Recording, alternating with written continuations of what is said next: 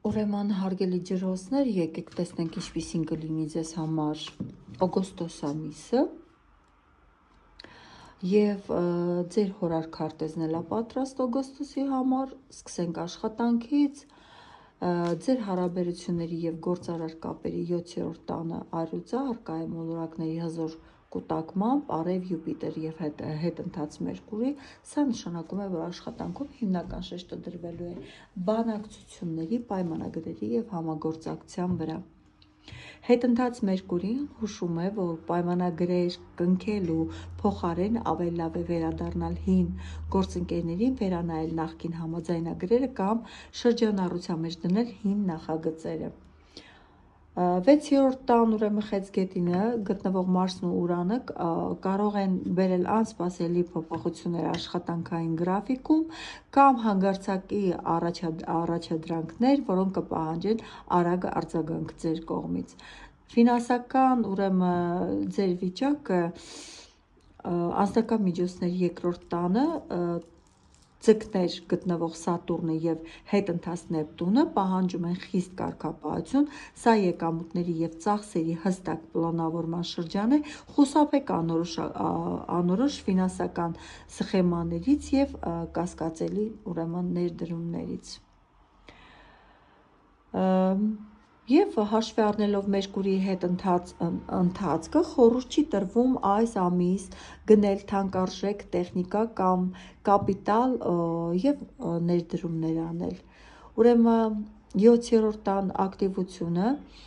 ձեր ուշադրությունը սևեռում է ամուսնական կամ սիրային կյանքի վրա, եթե ունեք զուգընկեր, հարաբերությունները կլինեն բուռն եւ վառ, սակայն հետընթաց Մերկուրին կարող է ջրի երես հանել հին չլուծված վեճերը, սա հիանալի ժամանակ է անցյալի սխալները ուղղելու եւ իրար ավելի լավ հասկանալու համար։ Անակնկալներ ձեր 4-րդ տանը, ուրեմն ցուլ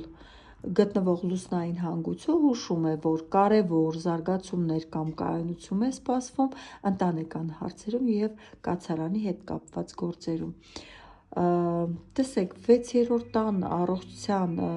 ուրեմն տունը ձեր Մարսի եւ Ուրանի միացությունը նախազգուշացնում է ներքին լարվածության, գերհոգնածության մասին, հնարավոր է նյարդային համակարգի գրգռվածություն եւ ֆիզիկական ուրեմն զգուշացման համար ծանրաբեռնվածություն ձեզ օգոստոսին չի կարելի, սա կարող է ձեր օրգանիզմում առաջացնել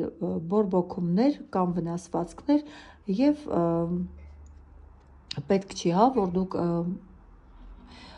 շտապողականության պատճառում չունենաք կենտրոնացում, ամեն ինչ պետք է անեք կենտրոնացմամբ։ Խորհուրդ ձեզ տիեզերքի կողմից, դուք պետք է լսեք դիմացինին եւ վերանայեք սեփական եսը։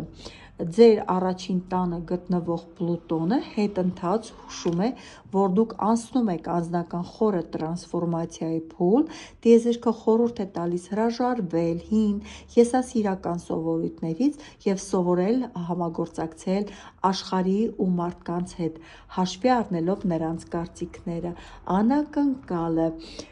կարող է կապված լինել անցյալի մտերիմ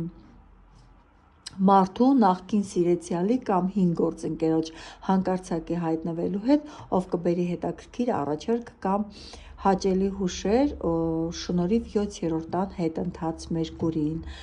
Որպես զգուշացում, զգուշացեք աշխատավայրում կամ կենցաղում հանկարծակի կոնֆլիկտներից, Մարս-Ուրան միացությունը 6-րդ տան ձեզ դարձնում է չափազանց անհամբեր, խուսափեք գործընկերների կամ տնեցիների հետ կտրուկ տոնով խոսելուց եւ ձեր մեկ ասած այսպես անմտածված կամ ազգուշ